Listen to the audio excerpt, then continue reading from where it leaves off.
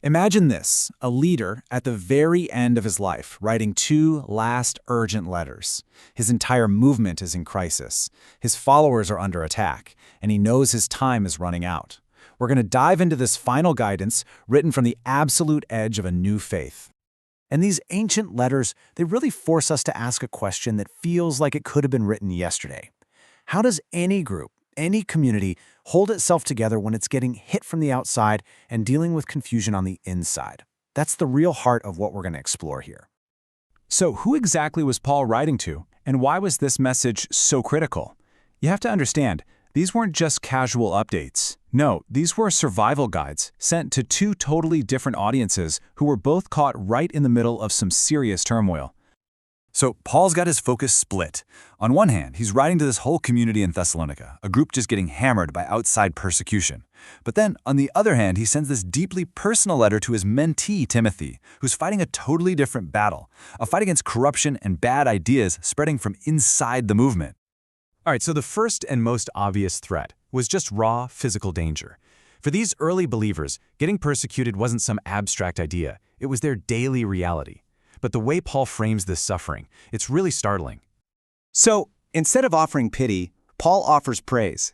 He's telling the Thessalonians that he actually boasts about how resilient they are. See, in his eyes, their suffering isn't a sign that they've been abandoned. Far from it. He says it's a manifest token that they're worthy of the kingdom. It's this radical reframing of pain into a badge of honor. And Paul lays out this cosmic scoreboard for how it all ends. It's a picture of ultimate justice. For the ones causing all the pain, the text promises tribulation and vengeance in flaming fire. Ouch.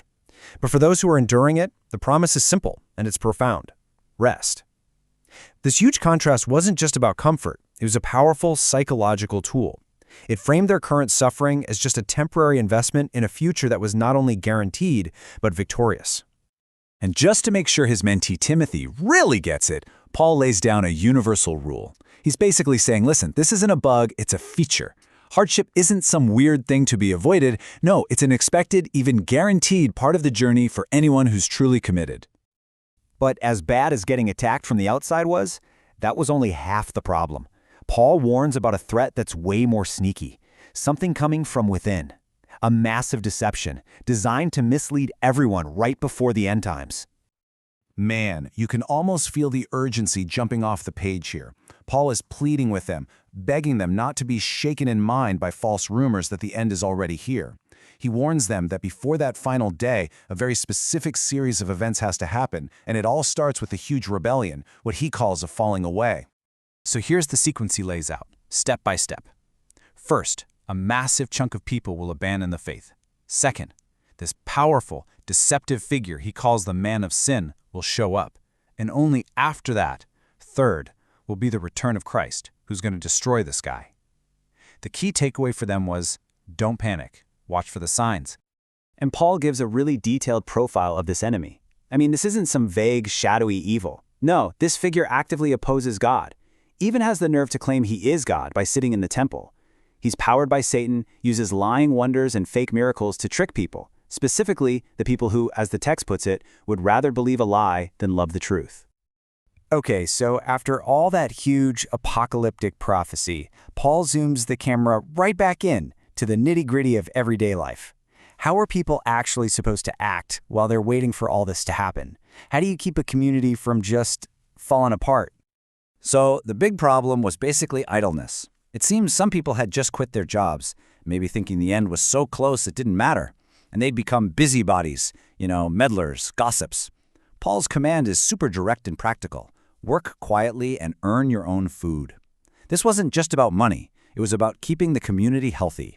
Idle hands don't just stop producing, they start causing trouble.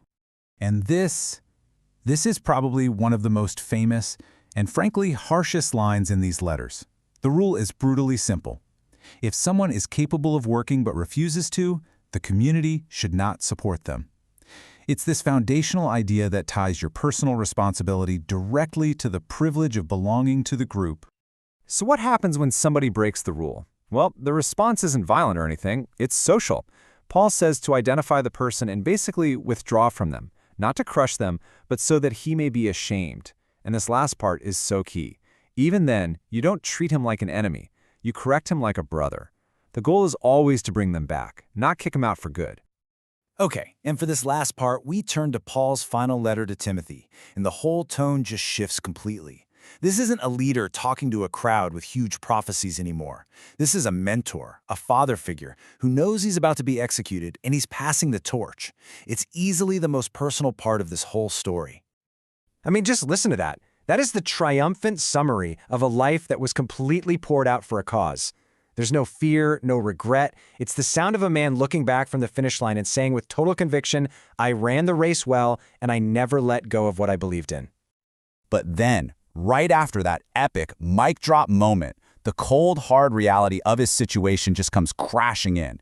His final requests are so simple, so painfully human. He's cold, so he asks for his cloak. He's bored and lonely and asks for his books. He feels totally isolated, saying, only Luke is with me. And he begs Timothy to hurry, come before winter.